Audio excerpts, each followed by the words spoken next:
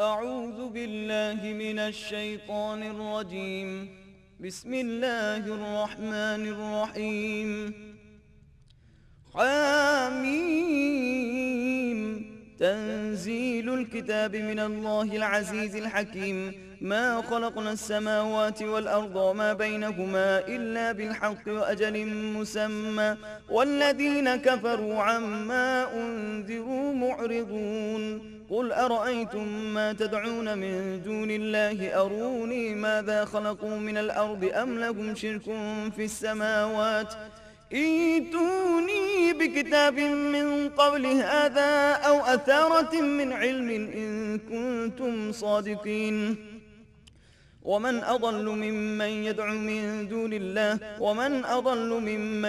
من دون الله من لا يستجيب له إلى يوم القيامة وهم عن دعائهم غافلون. وإذا حشر الناس كانوا لهم أعداء وكانوا بعبادتهم كافرين. وإذا تتلى عليهم آياتنا بينات قال الذين كفروا للحق لما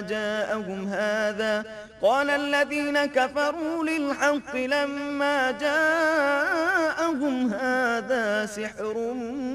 مبين. أم يقولون افتراه قل إن افتريته فلا تملكون لي من الله شيئا هو أعلم بما تفيضون فيه كفى به شهيدا بيني وبينكم وهو الغفور الرحيم.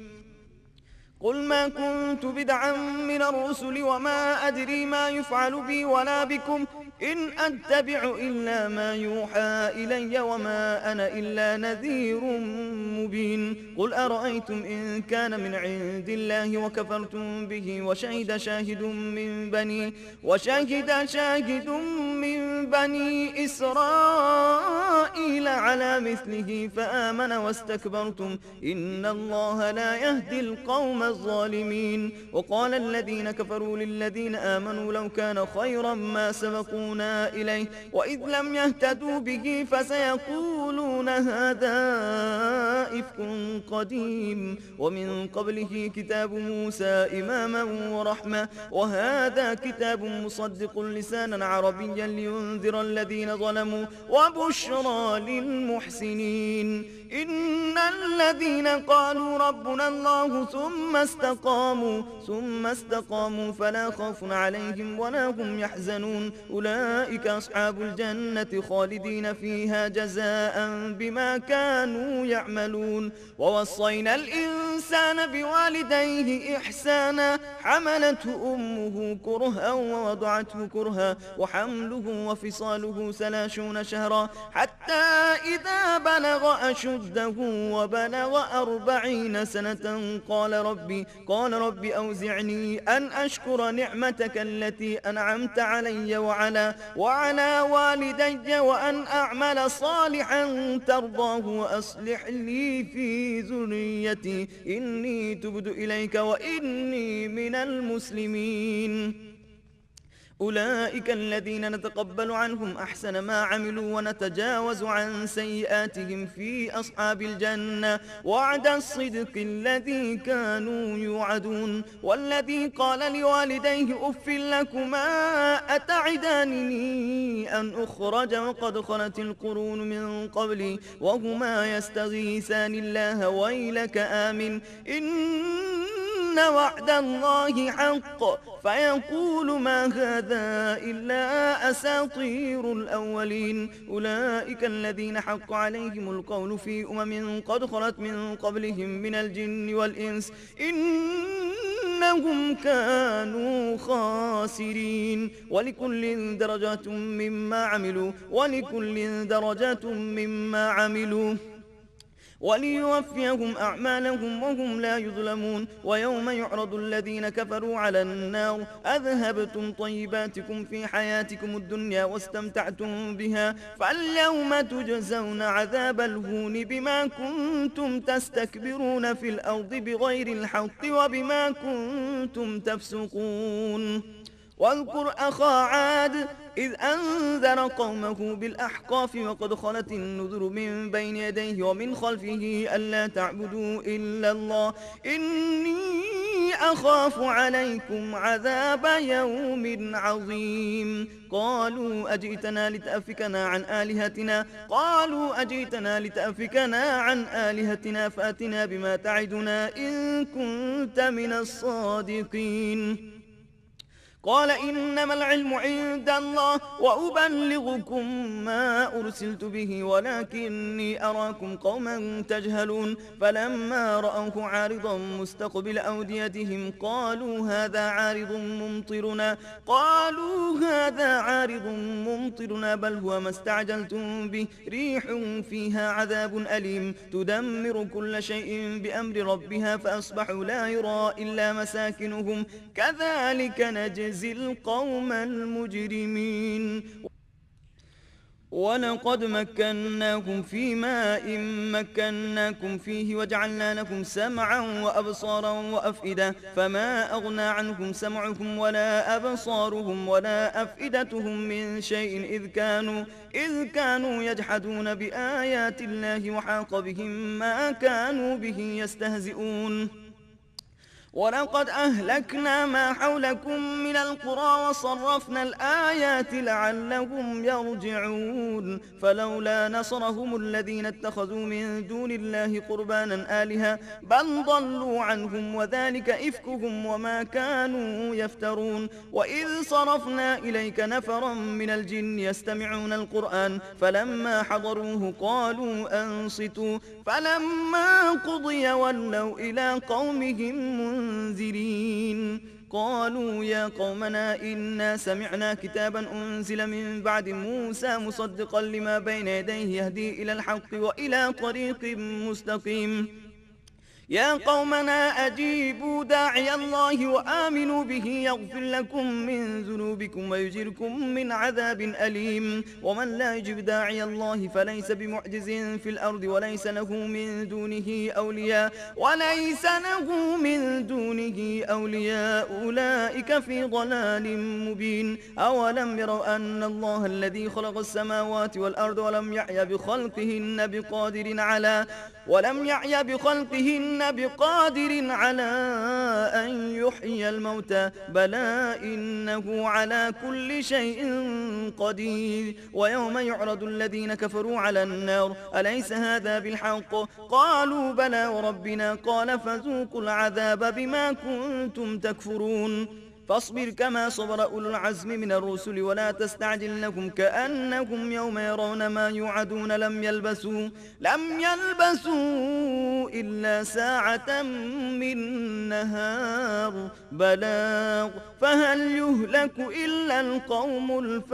الفاسقون. بسم الله الرحمن الرحيم. الذين كفروا وصدوا عن سبيل الله أضل أعمالهم والذين آمنوا وعملوا الصالحات وآمنوا بما نزل على محمد وهو الحق من ربهم كفر عنهم سيئاتهم وأصلح بالهم ذلك بأن الذين كفروا اتبعوا الباطل وأن الذين آمنوا اتبعوا الحق من ربهم كذلك يضرب الله للناس أمثالهم. فإذا لقيتم الذين كفروا فضرب الرقاب حتى إذا أسخنتموهم فشدوا الوثاق فإما منا بعد وإما فداء حتى تضع الحرب أوزارها ذلك ولو يشاء الله لانتصر منهم ولكن ليبلو بعضكم ببعض والذين قتلوا في سبيل الله فلن يضل أعمالهم سيهديهم ويصلح بالهم ويدخلهم الجنة عرفها لهم.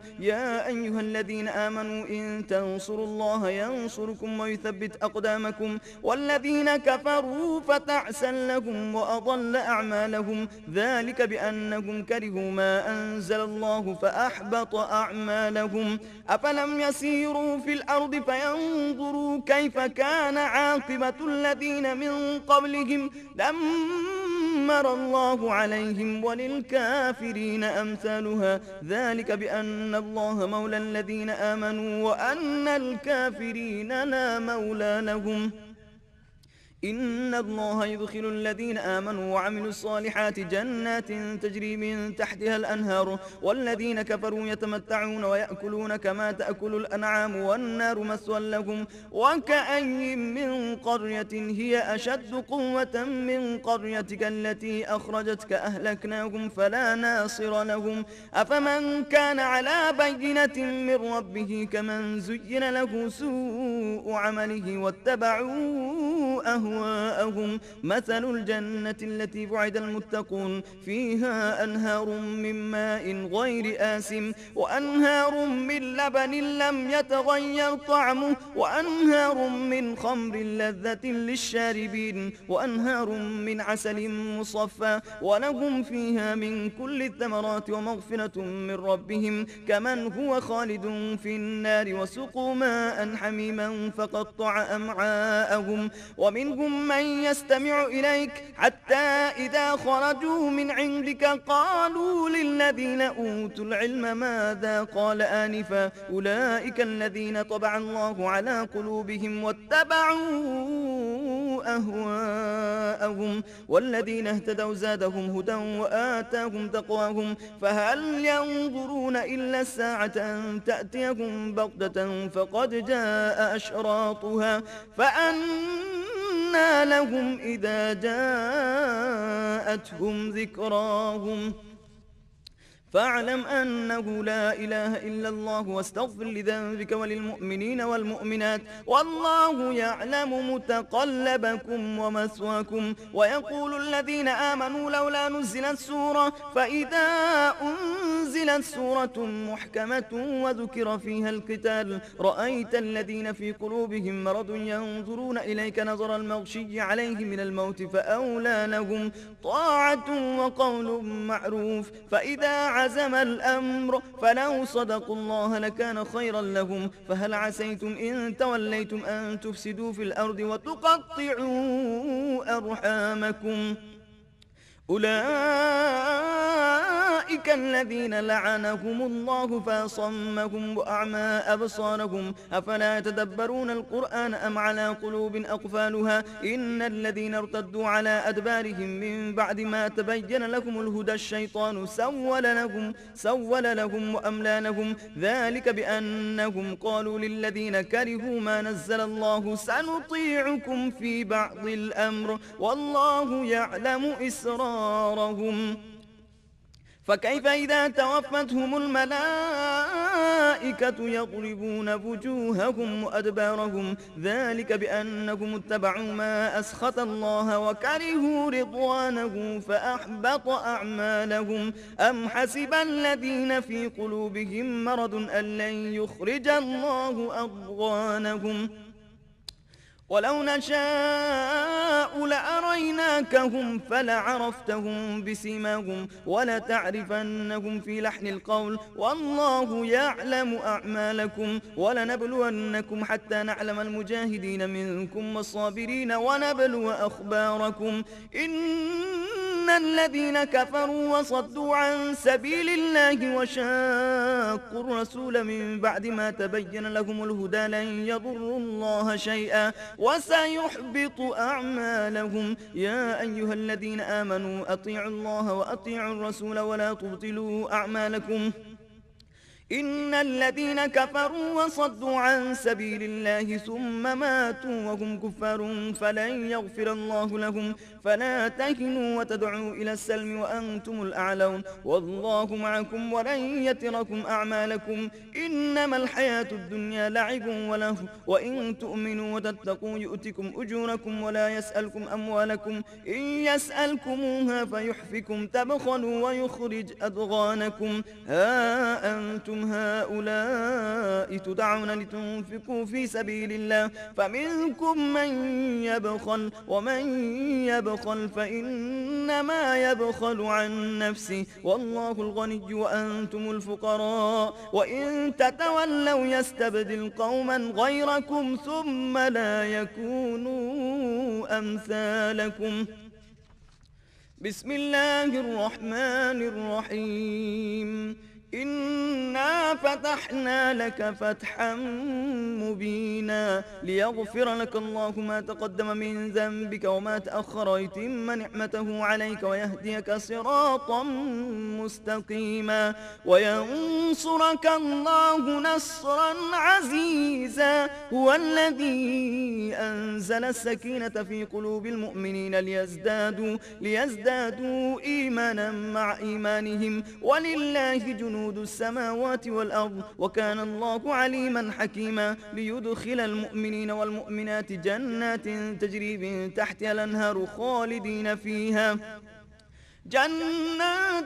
تجري من تحتها الأنهار خالدين فيها ويكفر عنهم سيئاتهم وكان ذلك عند الله فوزا عظيما ويعذب المنافقين والمنافقات والمشركين والمشركات الظانين بالله ظن السوء عليهم دائرة السوء وغضب الله عليهم ولعنهم وأعد لهم جهنم وساءت مصيرا ولله جنود السماوات والأرض وكان الله عزيزا حكيما إنا أرسلناك شاهدا ومبشرا ونذيرا لتؤمنوا بالله ورسوله وتعزروه وتوقروه وتسبحوه بكرة وأصيلا إن الذين يبايعونك إنما يبايعون الله يد الله فوق أيديهم فمن نكث فإنما ينكث على نفسه ومن أوفى بما عاهد عليه الله فسيؤتيه أجرا عظيما سيقول لك المخلفون من الأعراب شغلتنا أموالنا وأهلنا فاستغفر لنا يقولون بألسنتهم ما ليس في قلوبهم قل فمن يملك لكم من الله شيئا إن أراد بكم ضرا أو أراد بكم نفعا بل كان الله بما تعملون خبيرا بل ظننتم أن لن ينقلب الرسول والمؤمنون إلى أهليهم أبدا وزين ذلك في قلوبكم وظننتم ظن السوء وكنتم قوما بورا ومن لم يؤمن بالله ورسوله فإنا أعتدنا للكافرين سعيرا ولله ملك السماوات والأرض يغفر لمن يشاء ويعذب من يشاء وكان الله غفورا رحيما سيقول المخلفون إذا انطلقتم إلى مغانم لتأخذوها ذرونا نتبعكم يريدون أن يبدلوا كلام الله قل لن نتبعونا كذلكم قال الله من قبل فسيقولون بل تحسدوننا بل كانوا لا يفقهون إلا قليلا قل للمخلفين من الأعراب ستدعون إلى قوم أولي بأس شديد تقاتلونهم أو يسلمون فإن تطيعوا يؤتكم الله أجرا حسنا وإن تتولوا كما توليتم من قبل يعذبكم عذابا أليما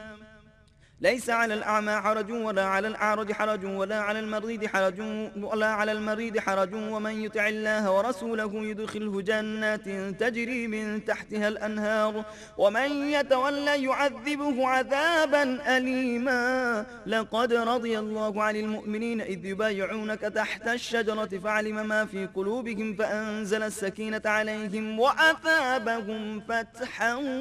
قريبا ومغانم كثيرة يأخذونها وكان الله عزيزا حكيما وعدكم الله مغانم كثيرة تأخذونها فعجل لكم هذه وكف أيدي الناس عنكم ولتكون آية للمؤمنين ويهديكم صراطا مستقيما وأخرى لم تقدروا عليها قد أحاط الله بها وكان الله على كل شيء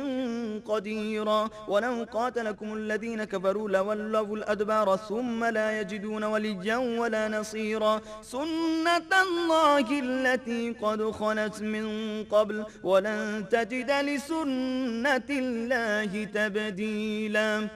وهو الذي كف أيديهم عنكم وأيديكم عنهم ببطن مكة من بعد أن أظفركم عليهم وكان الله بما تعملون بصيرا. هم الذين كفروا وصدوكم عن المسجد الحرام والهدي معكوفا أن يبلغ محله ولولا رجال مؤمنون ونساء مؤمنات لم تعلموهم أن تطؤوهم فتصيبكم منهم معرة بغير علم ليدخل الله في رحمته من يشاء. لو تزيلوا لعذبنا الذين كفروا منهم عذابا أليما. إذ جعل الذين كفروا في قلوبهم الحمية حمية الجاهلية فأنزل الله سكينته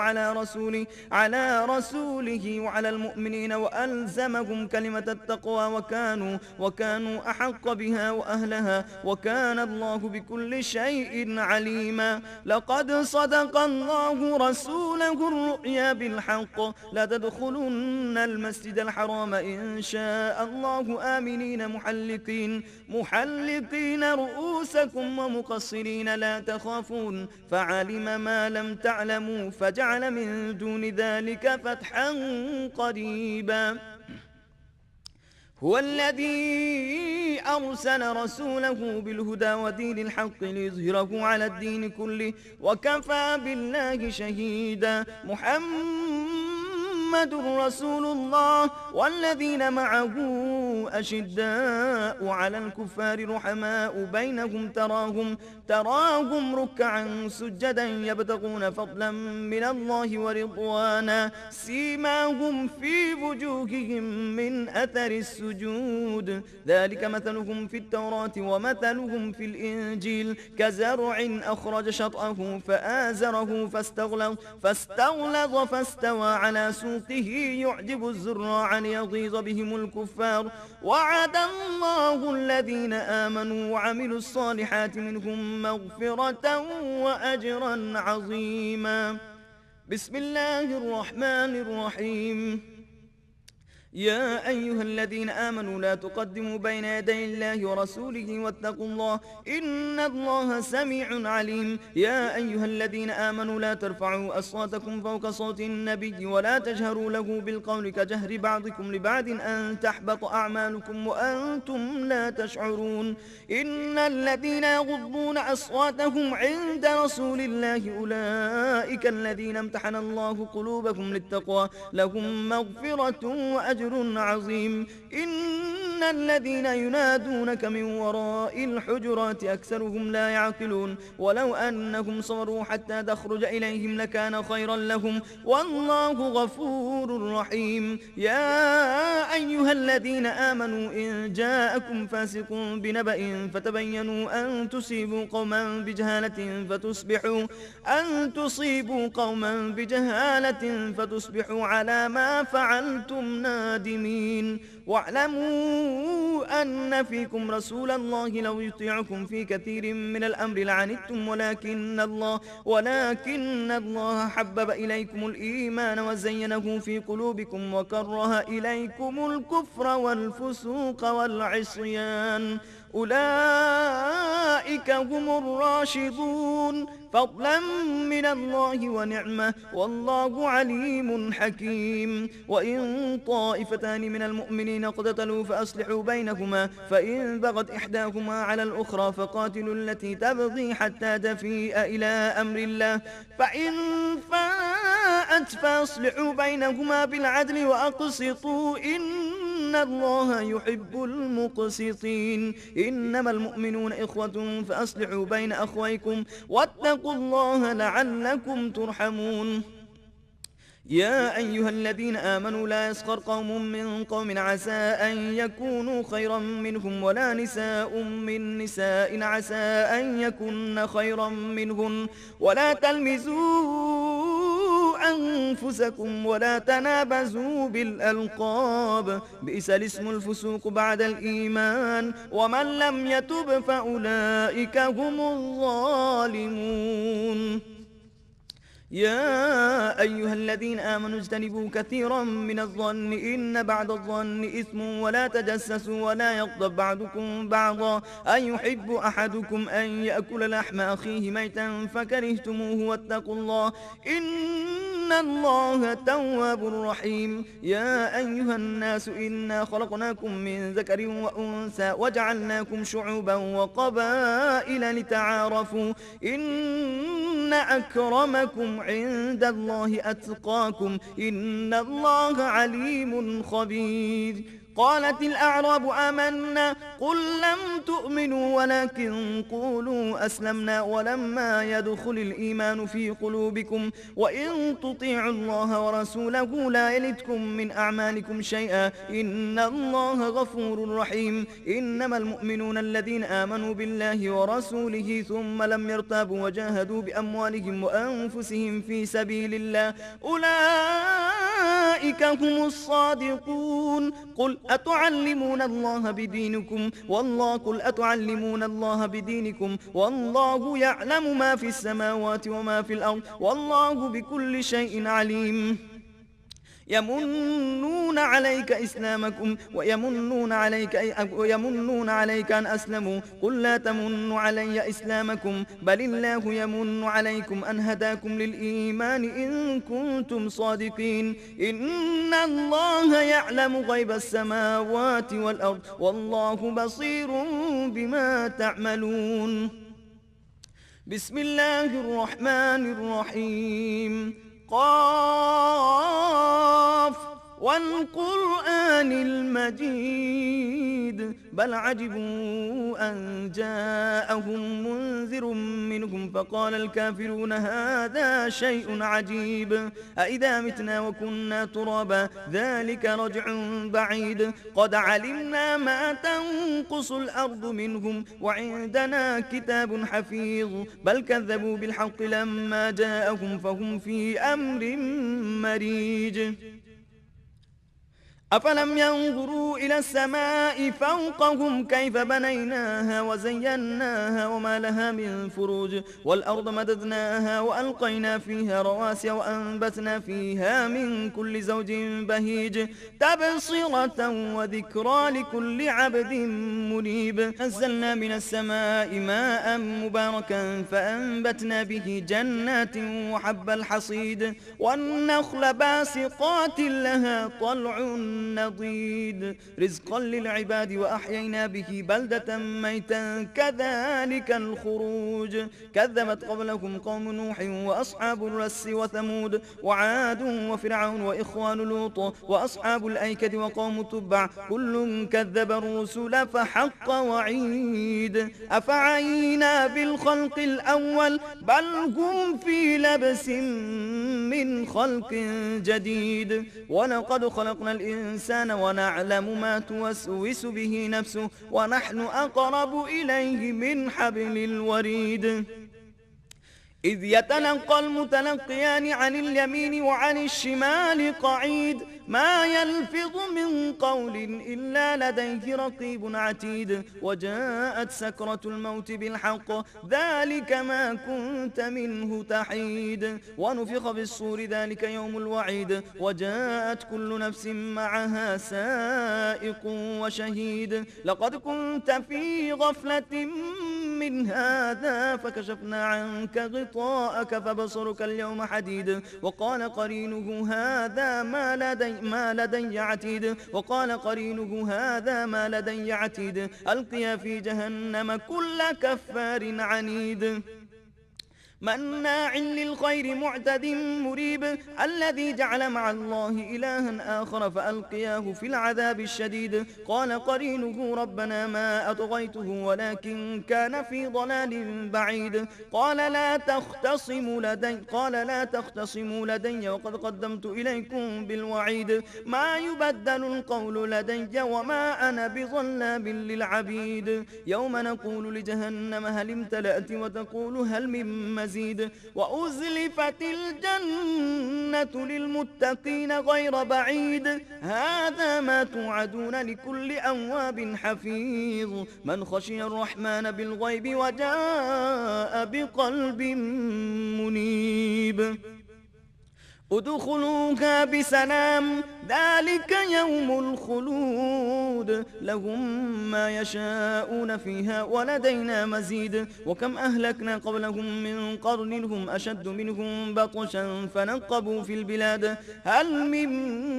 محيص إن في ذلك لذكرى لمن كان له قلب أو ألقى السمع وهو شهيد ولقد خلقنا السماوات والأرض وما بينهما في 6 أيام وما مسنا من لغوب فاصبر على ما يقولون وسبح بحمد ربك قبل طلوع الشمس وقبل الغروب ومن الليل فسبحه وأدبار السجود واستمع يوم ينادي المناد من مكان قريب يوم يسمعون الصيحة بالحق ذلك يوم الخروج إنا نحن نحيي ونميت وإلينا المصير يوم تشقق الأرض عنهم سراعا ذلك حشر علينا يسير نحن أعلم بما يقولون وما أنت عليهم بجبار فذكر بالقرآن من يخاف وعيد بسم الله الرحمن الرحيم والذاريات ذروا فالحاملات بقرا فالجاريات يسرا فالمقسمات أمرا إنما توعدون لصادق وإن الدين لواقع والسماء ذات الحبك إنكم لفي قول مختلف يؤفك عنه من أفك قتل الخراصون الذين هم في غمرة ساهون يسألون أيان يوم الدين يوم هم على النار يفتنون ذوقوا فتنتكم هذا الذي كنتم به تستعجلون إن المتقين في جنات وعيون آخذين ما آتاهم ربهم إنهم كانوا قبل ذلك محسنين كانوا قليلا من الليل ما يهجعون وبالأسحار هم يستغفرون وفي أموالهم حق للسائل والمحروم وفي الأرض آيات للموقنين وفي أنفسكم أفلا تبصرون وفي السماء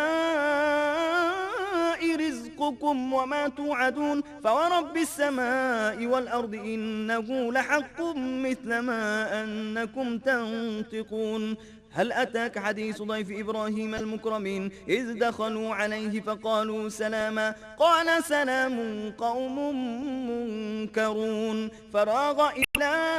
أهله فجاء بعجل سميم فقربه إليهم قال ألا تأكلون فأوجس منهم خيفة قالوا لا تخف وبشروه بغلام عليم فأقبلت امرأته في صرة فصكت وجهها وقالت عجوز عقيم قالوا كذلك قال ربك إنه هو الحكيم العليم صدق الله العظيم.